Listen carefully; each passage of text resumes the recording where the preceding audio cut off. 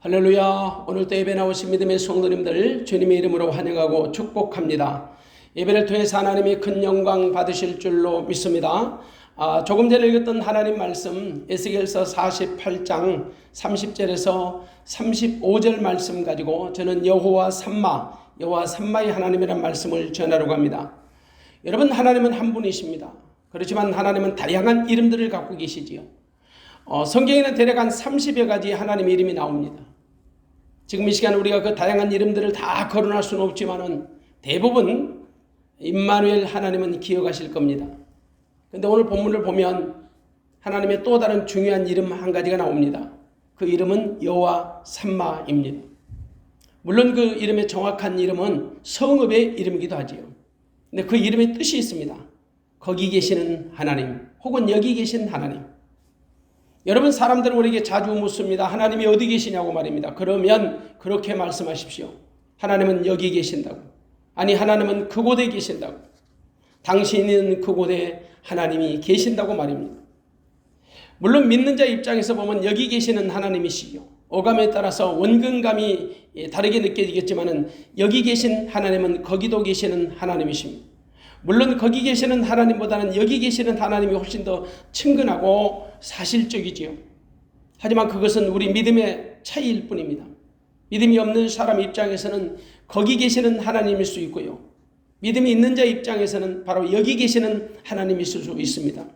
하지만 분명한 것은 하나님은 여기도 계시고 거기도 계시는 하나님이십니다.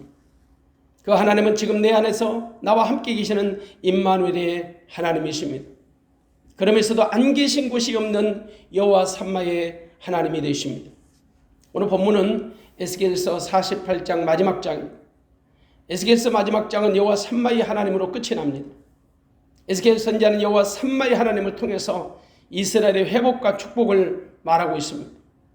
에스겔서는 기독교의 본질을 알려주는 책입니다. 기독교의 본질이 무엇입니까? 구원입니다. 처음부터 마지막까지 구원입니다. 구원은 회복을 의미합니다. 구원이 절망의 심판을 전제한다면 회복은 깨어짐과 부서짐을 전제합니다. 그래서 에스겔서는 이스라엘의 절망으로부터 시작합니다. 유다의 절망은 바벨론의 포로됨이었습니다. 하지만 궁극적으로는 그 절망을 소망으로 회복하시는 것으로 끝이 납니다. 그래서 에스겔서는 사실상 희망의 신학, 소망의 신학이 되는 거죠. 에스겔서는 어둠으로 출발해서 희망으로 마무리를 짓기 때문입니다. 그것은 바로 여호와 삼마의 하나님이십니다. 에스겔은 25세의 나이로 바벨론의 포로로 잡혀간 사람입니다. 그는 제사장 부시의 아들입니다. 그러므로 그도 제사장입니다. 그는 여호야킨 왕과 함께 바벨론의 포로로 잡혀갔습니다. 그런데 어느 날 에스겔은 사로잡혀간 사람들과 함께 그 바벨론에 있는 그발강가에 있던 중 하늘이 열린 가운데 하나님의 이상 환상을 보게 됩니다. 그가 이상 가운데 하나님의 영광이 하나님의 성전에서 떠나시는 것을 보여주셨습니다. 하나님이 당신의 영광을 성전에서 거두어 가신 것입니다. 에스겔서 10장 4절과 10장 18절에 그 기록이 나와 있습니다. 왜냐하면 이스라엘이 그동안 성전 밖에서 노골적으로 우상 숭배를 자행하고 있었습니다. 또한 성전 안에서도 은밀하게 우상 숭배를 하고 있었습니다. 심지어 성전 안에서도 가증한 일을 서슴지 않았습니다. 그래서 하나님이 에스겔에게 환상을 통해서 그 예루살렘 성전의 실상을 공개해 주신 겁니다. 감춰졌던 그 진면목을 보여주신 거지요. 그런데 아주 심각한 것은 그러면서도 불구하고 아무도 깨닫는 자가 없었다라는 것입니다. 성전에서 버젓이 우상 숭배가 자행되고 있었지만 아무도 일말의 가책을 느낀 사람 없었습니다. 그만큼 그들이 영적으로 무감각했던 것입니다. 우리가 여러분 가장 경계할 것이 어떤 것인지 아십니까? 영적인 무감각입니다. 영적 무감각은 문둥병과 같습니다. 문둥병은 영적인 병입니다. 그래서 문둥병은 제사장이 진단합니다. 그리고 제사장이 판결하는 것입니다. 영적 무감각은 정말 무서운 병입니다. 영적으로 죽은 것이지요. 이른바 경건의 능력은 없고 경건의 모습만 있는 것입니다. 여러분, 오늘날도 마찬가지예요. 사람들은 하나님의 영광과 상관없이 화려하게 예배를 드리면 되는 줄로 압니다. 심지어 하나님의 임재와 상관없이 예배만 열심히 자주 드리면 하나님이 좋아하신 걸로 압니다. 그래서 악착같이 예배에 목숨 거는 사람들도 부지기수입니다. 문제는 자기들이 좋아서 예배를 드린다는 거지요. 또한 자기들이 좋아하는 방식으로 예배를 드린다는 말입니다. 그래서 예배 인도자들은 가급적이면 사람들의 비율을 맞추려고 예를 씁니다. 사람들로부터 은혜 받았다는 말에 신경을 씁니다. 솔직히 하나님의 임재와 영광에는 크게 의식하지 않는 듯합니다.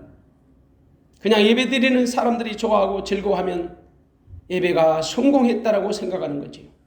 사랑하는 여러분, 지금 우리가 드리는 예배는 어떠합니까? 당시 이스라엘은 영적인 고민 없이 제사를 드렸습니다. 그래서 하나님은 더 이상 그들을 방치할 수 없었습니다. 결국 바벨론의 포로로 붙여버리신 겁니다. 그럼에도 불구하고 하나님은 이스라엘을 절대 포기하지 아니하셨습니다. 그곳에서도 하나님은 이스라엘을 위해서 일하고 계셨던 겁니다. 그만큼 이스라엘을 하나님이 사랑하셨던 겁니다. 물론 이스라엘은 바벨론 포로에서 이방인들로부터 숱한 조롱을 받아야 했습니다. 그래서 시편 기자는 당시 그들의 아픔을 이렇게 표현하죠. 시편 137편 보면요, 그들은 바벨론의 여러 강가에서 시온을 기억하며 울었다라고 기록합니다. 그들은 뻗어나무 위에 자기들의 수금을 걸어놓고 울었습니다. 수금은 하나님을 찬양하는 악기거든요. 시편 150편 3절에 보니까 수금으로 하나님을 찬양하고 비파와 수금으로 찬양할지어다. 근데 바벨론 사람들이 자기를 위해서 수금을 타달라는 것입니다.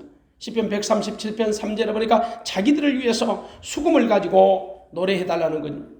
왜냐? 이스라엘 사람들에게 시온 사람들이 잘하는 노래를 해달라는 거죠. 노래해달라는 목적이 아주 잘못됐습니다. 그래서 이스라엘 백성들은 수금으로 하나님을 찬양하지 못하고 그들을 위해서 노래를 불러줄 수 없다고 생각한 것입니다. 때문에 그들은 수금을 버드나무 위에 걸어놓고 울었던 겁니다. 한마디로 이스라엘이 바벨론에서 철이 든 거예요. 자기 땅에 있을 때는 몰랐는데 이제 이방 땅 바벨론에서 보니까 하나님이 얼마나 소중했는가, 하나님을 믿는 신앙이 얼마나 소중했는가를 알게 된 거지요.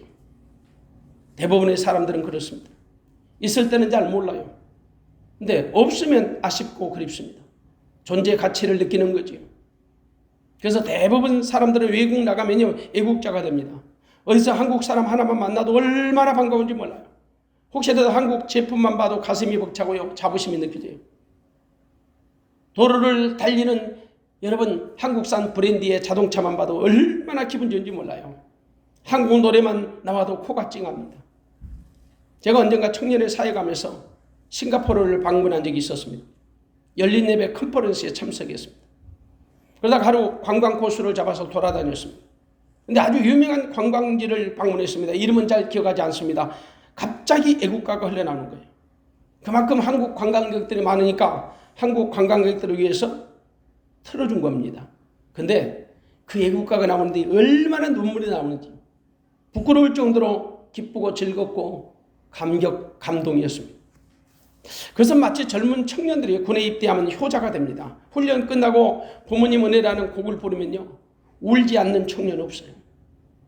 비록 얼마 가지 못할지라도 말입니다. 이런 와중에 에스겔은 다시 바벨론에서 환상을 보았습니다. 그때가 바로 유다가 포로된 지 25년 차 되던 해입니다. 예루살렘이 함락된 지 14년 되던 해입니다. 성령님이 에스겔을 이스라엘 땅으로 데려가십니다. 그리고 예루살렘과 감람산으로 데려가셔서 장차 하나님이 세워주실 미래의 신도시를 보여주신 것입니다. 그것이 바로 에스겔서 40장부터 48장까지의 내용입니다. 이른바 성전의 조감도를 보여주신 겁니다. 성전을 떠나가신 하나님의 영광이 돌아오는 환상이었습니다. 에스겔서 43장 4절에 보니까 동문으로 하나님의 영광이 떠나셨다가 동쪽 문으로 하나님의 영광이 돌아오는 환상을 보았습니다. 이것은 장차 우리에게 도래할 그리스도의 나라, 그리스도의 왕국, 새 예루살렘 성을 상징적으로 보여주는 것입니다. 이른바 새하늘과 새 땅을 보여주신 거지. 물론 그것은 에스겔 선지자만 본 것이 아니었습니다. 주전 6세기에 사역했던 에스겔 선지자만 본 것이 아니라 그로부터 600년의 시간차를 극복하고 베드로도 보았습니다. 사도 요한도 보았습니다. 사도 베드로도 보았고 새하늘과 새 땅을 바라본다라고 베드로 사도도 고백했고 사도 요한도 요한계시록 21장에 보니까 새하늘과 새 땅을 보았습니다. 선지자 에스겔은 새로운 성전에서 생명수가 흘러나와서 온 세상을 덮는 것을 보았습니다. 에스겔서 47장입니다. 성전 문지방에서 흘러나온 생수가 발목과 무릎과 허리에 차오르고요, 건너지 못할 강이 된 것을 보았습니다. 그랬더니 강물이 이르는 곳마다 번성하는 모든 생물이 살아나는 역사가 일어났습니다. 고기가 심이 많아졌습니다. 바닷물이 소성함을 입었습니다. 어부가 살게 되었습니다. 강 좌우에 각종 실과나무가 자라납니다. 달마다 새 실과를 맺게 됩니다.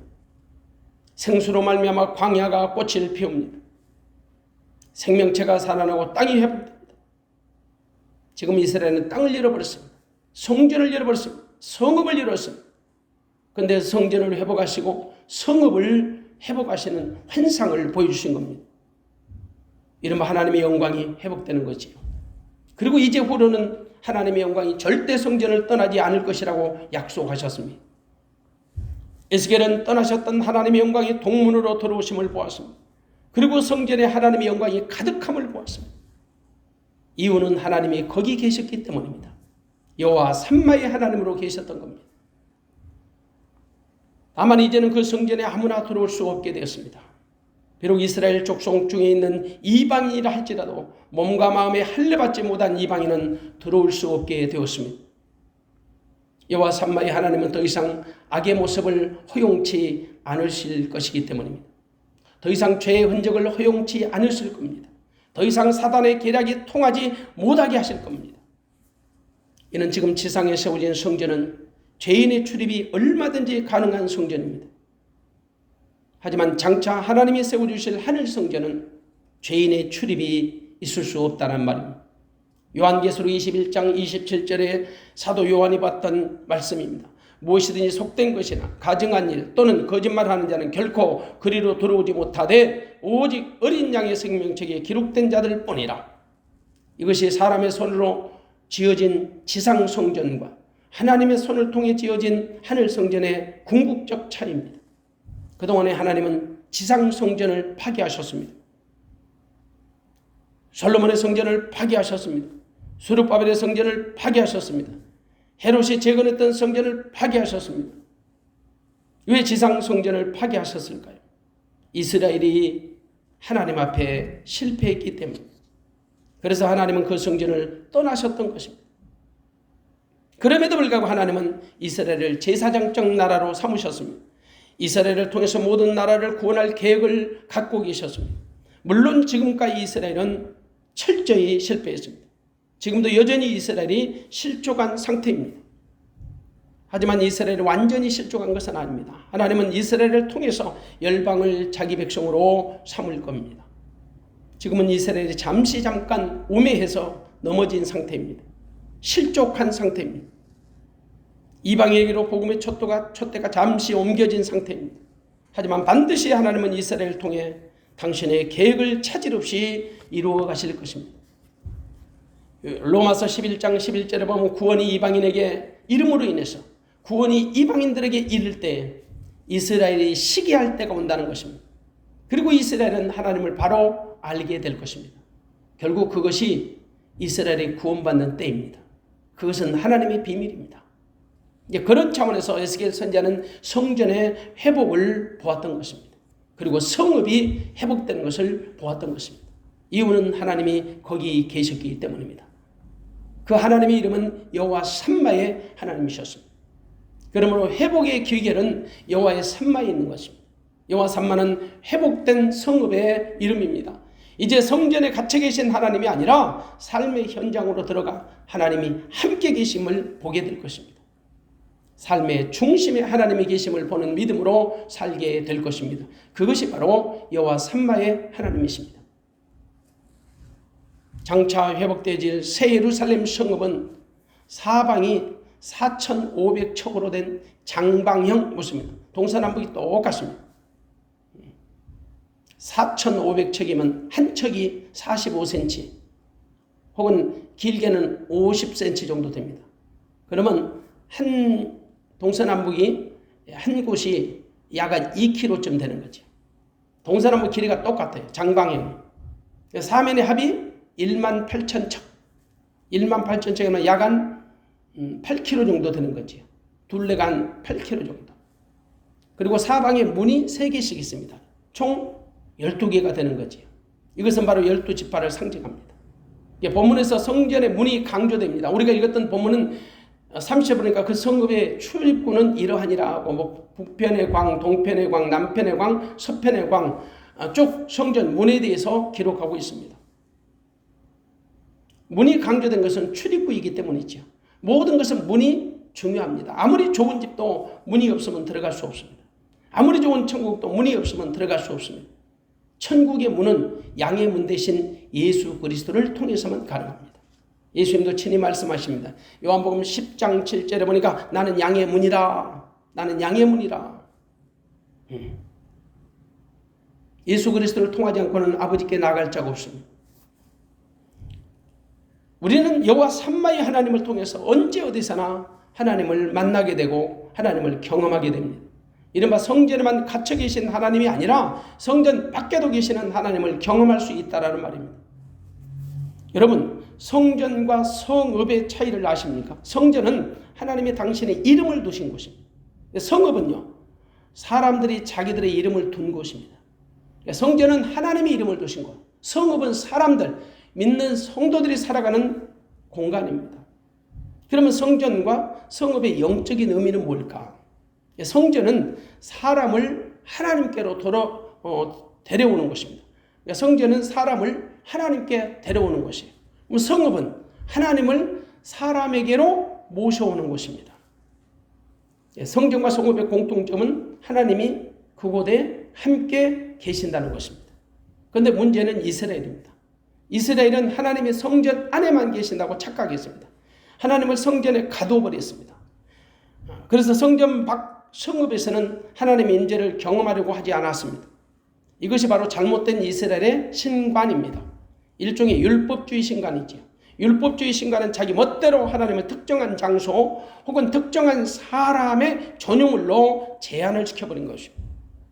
그래서 이스라엘은 하나님을 자기들만의 하나님으로 독점한 거예요. 하나님을 국소적인 하나님으로 축소해버린 거예요. 제한해버린 거죠. 엄청난 죄악입니다. 그러므로 이들에게 어설픈 하나님에 대한 잘못된 신관으로 복음을 대적하는 민족이 된 겁니다. 사실 지구촌에 이스라엘보다 더 하나님에 대한 열심이 있는 민족이 있을까요? 감히 이스라엘의 종교적인 열심을 어떤 나라가, 어느 민족이 모방할 수 있겠습니까? 그들의 선민 사상은요, 타의 어느 민족에서도 볼 수 없는 특출한 것이었습니다. 타의 추종을 불허했어요. 물론 잘못된 선민 사상이 문제였어요. 그래서 결국 복음을 반대하는, 대적하는 국가가 되어버립니다. 지금도 여전히 마찬가지. 그들에게 어설픈 종교적인 지식과 정보가 오히려 그들을 영적으로 우매하게 만드는 거예요. 이른바 하나님의 성전에 가두어버린 것입니다. 성전 안에만 계시는 하나님으로 전락을 시킨 거예요. 그렇기 때문에 참 성전 되신 예수님을 아직까지 만나지 못하고 있습니다. 그들 때문에 성전 신학이 만들어지고 성전주의 신앙이 생겨난 것입니다.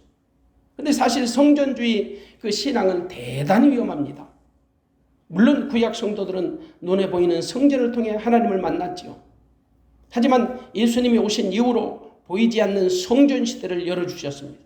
이른바 성령이 거하시는 우리가 하나님의 성전이 된 것입니다. 사도 바울은 고린도 교인들을 향하여 권면합니다. 고린도전서 3장 16절에 보니까 너희가 하나님의 성전인 것과 하나님의 성령이 너희 안에 거하시는 것을 알지 못하느냐. 너희가 하나님의 성전된 것과 하나님의 성령이 너희 안에 거하시는 것을 알지 못하느냐. 그러니까 성령이 계시는 사람은 누구든지 하나님의 성전이 된 것입니다. 그러므로 이제는 예수를 그리스도로 모신 내가 하나님의 거룩한 성전이 된 것입니다. 예수를 모신 영혼은 참 성전이 된 것입니다. 그런데 예수를 십자가에 잡아 죽인 유대인들 아직도 보이는 성전에 집착하고 있는 거지요. 지금도 그들은 하나님의 성전을, 하나님을 성전에 갇혀 계신 분이라고 생각합니다. 마치 그들은 성전 안에 들어가서 하나님 면회하고 성전 밖에서는 하나님 안 계신 것처럼 사는 거지요. 그렇지 않습니다, 여러분. 하나님은 성전 안에도 계시고 성전 밖에도 계십니다. 그래서 무소부지하신 하나님이십니다. 안 계신 곳이 없습니다. 하나님은 성전에도 계시고 성읍에도 계십니다. 그래서 믿는 자는 어디나 하나님의 나라를 경험하게 됩니다. 어디나 하늘나라를 믿는 사람들입니다. 하나님은 이스라엘의 그 잘못된 신관을 바로잡아주기를 원하셨습니다. 그래서 그들을 부득불 하나님이 안 계신다고 생각했던 그 이방 땅 이른바 바벨론으로 포로로 붙여버린 겁니다. 귀양 보낸 거지요. 하나님은 그곳에서도 하나님의 임재하심과 역사하심을 보여주기를 원하셨던 겁니다. 이스라엘 생각으로는 유대 땅은 성전입니다. 바벨론은 성읍이지요. 그러나 하나님은 성전이라는 이스라엘 땅에도 계시고 성읍이라고 여겼던 바벨론 땅에도 계심을 똑똑히 보여주셨습니다. 결국 하나님은 자기 백성 이스라엘 백성들에게 이방 땅 바벨론에서도 하나님이 함께 계심을 보여주고 싶었던 것입니다. 그래서 예레미야 선지자가 예언합니다. 이스라엘의 그 바벨론 포로 기간은요, 재앙이 아니랍니다. 평안이랍니다. 장래 소망을 주는 기간이라고 말합니다. 사실 이스라엘은 바벨론 포로 기간에 신앙이 훨씬 순수했습니다. 어쩌면 정직했습니다. 신앙이 훨씬 더 성숙했습니다. 감옥 같은 바벨론 그 땅에서 하나님을 바로 알기에 가장 좋은 곳이라고 생각했던 겁니다. 사실 여러분 가까이 있을 때는 그 가치를 소중함을 잘 몰라요. 막상 잃어버린 다음에는 그 가치의 소중함을 느끼게 되지요. 건강할 때는 건강의 그 가치를 잘 모른단 말이에요. 막상 건강을 잃어버리면 그 건강이 얼마나 소중함을 절실하게 뼈저리게 느끼게 되는 거죠. 이스라엘이 그랬습니다. 하나님이 자기 땅에 계실 때는 그 하나님의 소중함을 잘 몰랐어요. 하지만 이방 땅 바벨론에서 그들의 눈칫밥을 먹어가면서 그들의 신앙의 자유가 얼마나 소중했는지를 알게 된 것입니다. 그래서 하나님에 대한 사모함과 갈급함이 생겨난 거예요. 때문에 이스라엘은 바벨론 포로 기간에 수많은 작품들이 나옵니다. 바벨론 포로 문학이 나와요. 그들은 바벨론에서 고국에 있을 때 그 성전에 올라가던 일을 추억했습니다. 그 시편 기자는 성전에 올라가던 노래를 많이 불렀습니다. 바벨론 감옥에서 그들이 배운 신학입니다. 그래서 어떤 사람은 감방에서 성경을 많이 보았다고 증언하잖아요. 오히려 감옥에서 믿음을 배운 거지요. 감방 신학을 통해서 배운단 말이에요. 왜? 그곳에는 심령이 가난한 학교이기 때문이죠. 인생 학교잖아요. 성경은 말합니다. 고난받는 것이 내게 유익이라. 이스라엘은 그것을 바벨론에서 실감했습니다. 그래서 바벨론 포로에서 귀환할 때 그들의 목표는 모두가 다 영적인 것이었습니다. 고국으로 돌아간 다음에 대굴 같은 집을 짓고 그림 같은 집을 짓고 많은 재산을 축적해서 잘 먹고 잘 살아야지, 이런 목표를 가지고 나온 사람들이 없어요. 성전을 수축하기를 원했고요. 성벽을 재건하기를 원했고요. 신앙의 부흥을 꿈을 꾸는 목적을 가지고 나왔어요. 비록 그것이 얼마 가지는 못했지만 그만큼 바벨론에서 그들의 신앙이 사실상 잘 성숙했던 거지요. 그런데 그들은 나오고 본토로 귀국한 다음에 얼마 되지 않아서 또다시 성전주의 신앙으로 돌아가 버린 거죠. 하지만 그들이 그렇게 목숨보다 귀하게 여겼던 성전은 하나님의 관심이 아니었어요. 그래서 하나님은 솔로몬의 성전을 무너뜨리시고 또 스룹바벨 성전을 지키하고 무너뜨리시고 보수했던 헤롯의 성전도 무너뜨리시고 보이는 성전을 다 회파하신 거죠. 어찌해서 하나님이 자기 이름을 두신 성전을 파괴하고 싶으셨겠습니까? 눈에 보이는 성전으로 말미암아서 보이지 않는 참 성전의 의미를 받아들이지 못하기 때문이에요. 오히려 눈에 보이는 성전이 우상 숭배의 전형이 되어버린 거지요. 기독교 신앙은요, 하나님을 대신할 만한 어떤 형상을 만들면 안 돼요. 그것은 하나님의 본질을 훼손하는 겁니다. 여러분, 하나님은 영이세요. 영이신 하나님이 보이는 하나님의 형상을 입고 오신 분이 예수 그리스도이십니다. 보이지 아니하는 하나님이 보이는 하나님으로 오신 분이 예수 그리스도예요. 골로새서 1장 15절에 보니까 예수님은 보이지 아니하는 하나님의 형상이다. 보이지 않는 하나님의 형상. 형상은 보이지요. 근데 보이지 않는 하나님의 형상. 그분이 바로 예수 그리스도라는 겁니다. 근데 불행하게도 현대인들의 신앙도요, 당시 그 유대인들의 신관, 유대인들의 그 신앙관과 크게 다르지 않습니다.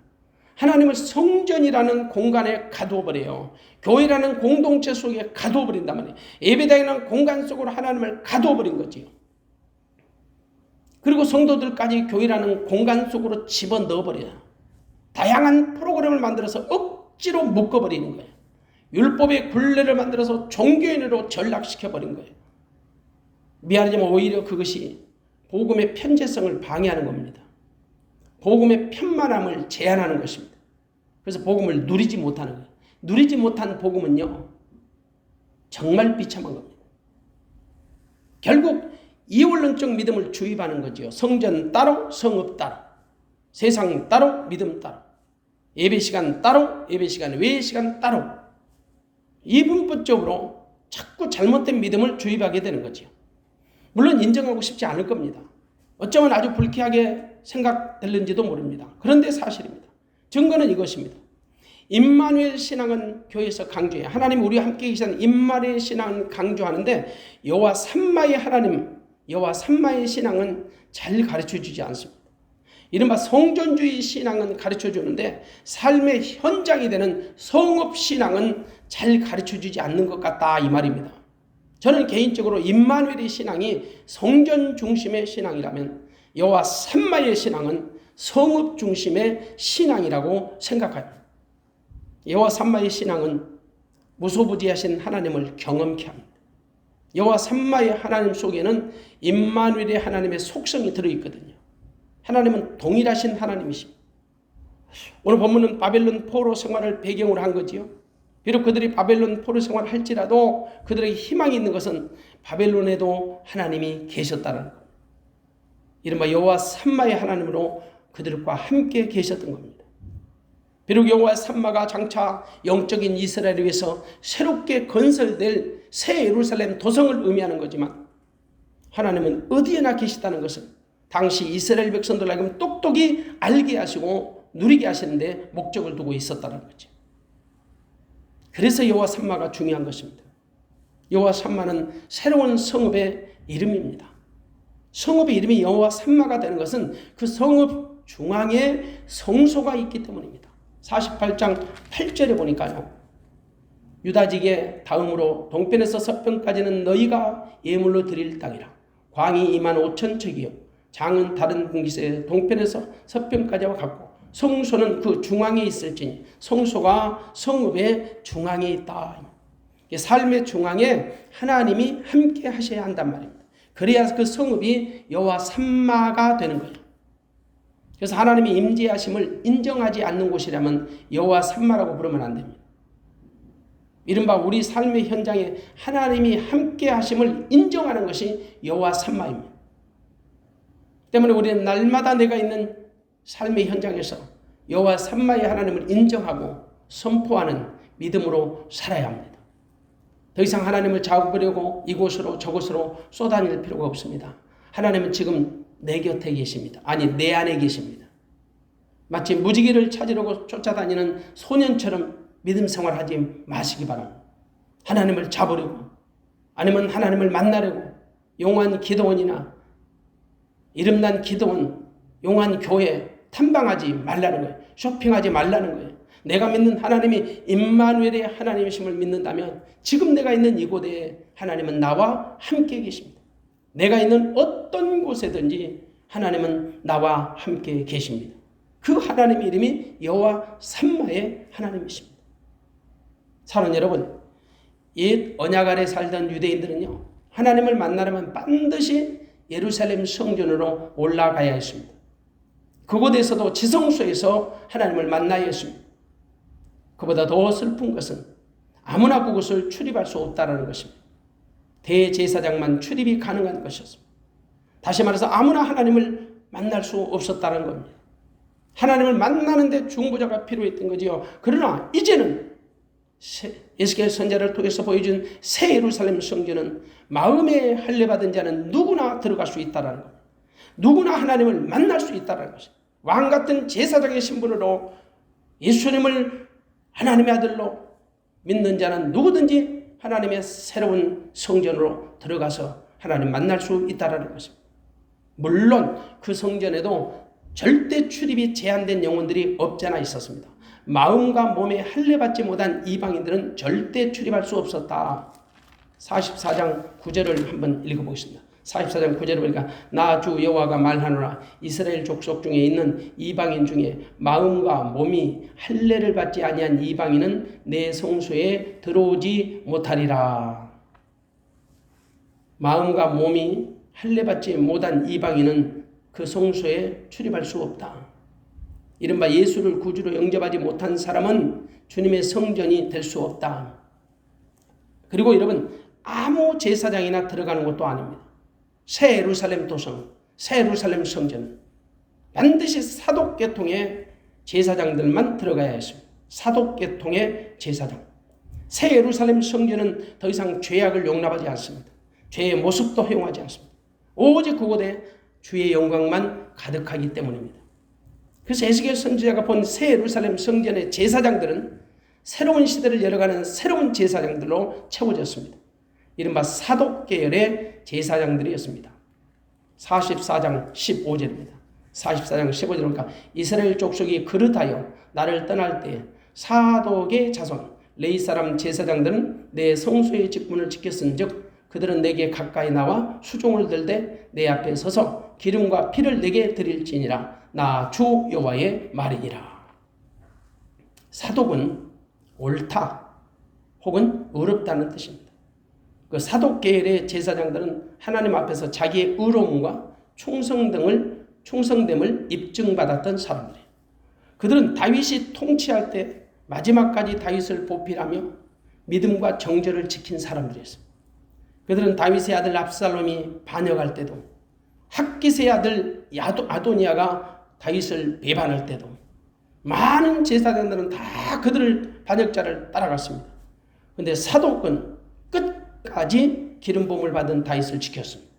그래서 그들은 마지막 새 예루살렘 성전에 들어가서 왕 같은 제사장의 직무를 감당하게 될 것입니다. 그들에 관한 증거는 요한계시록 14장 4절과 5절을 보면 선명하게 나와 있습니다. 요한계시록 14장 4절과 5절을 보니까요. 그들은 여자로 하여금 더럽힘을 받지 아니하며 정절이 있는 사람이다. 여자로 하여금 더럽힘을 받지 아니하며 정절이 있는 사람. 무엇보다도 어린 양이 어디로 인도하든지 따라가는 사람. 한마디로 하나님과 어린 양에게 속한 사람. 바로 그 사람이 사독계열의 제사장들입니다. 이른바 오직 예수를 그리스도로 영접한 사람이라는 거지요. 새 언약의 중보자이신 예수를 그리스도로 믿는 사람, 주님의 성전이 된 사람, 바로 그 사람을 얘기하는 것입니다. 그런 자들은 새 예루살렘 성전의 시민인 것입니다. 아주 간단합니다. 그것은 내 안에 우리 주 예수 그리스도가 나를 성전 삼고 나와 함께 계심을 믿는 믿음을 가진 것입니다. 한마디로 예수 그리스도 안에 살면 내가 처한 어떤 곳이라도 여호와 삼마의 현장이 될 것입니다. 중요한 것은 아무리 하나님의 임재하심이 있는 성읍이라도 내가 주님의 성전이 되지 아니하면 여호와 삼마의 하나님을 경험할 수 없다라는 것입니다. 그래서 무엇보다도 내가 하나님의 성전이 되는 것이 가장 중요합니다.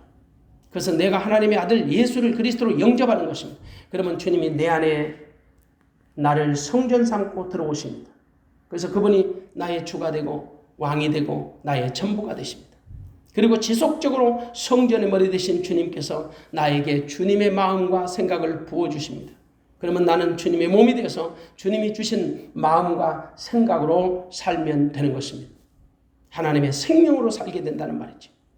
이른바 임마누엘의 하나님과 여호와 삼마의 하나님을 동시에 경험하며 살게 되는 것입니다. 이것이 복음입니다. 이것이 바로 새 언약의 복음입니다.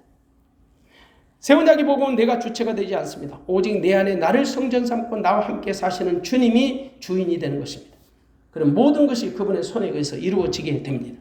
나와 세상은 간 곳 없고 오직 구속한 예수 그리스도 우리 주만 보이게 되는 것입니다.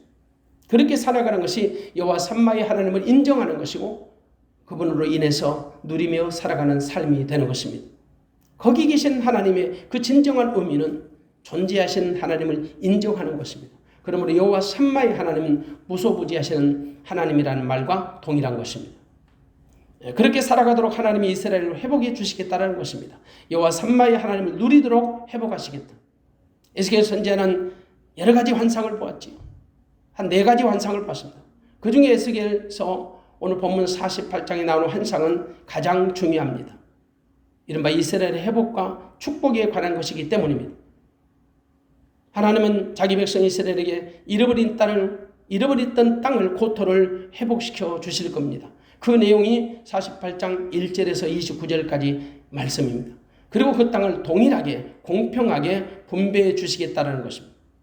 그리고 하나님이 친히 그 성읍에서 그들과 함께 거주하시겠다는, 이제는 영원히 떠나지 않겠다는 것입니다. 그래서 그 하나님의 이름을 여호와 삼마라고 부르는 것입니다.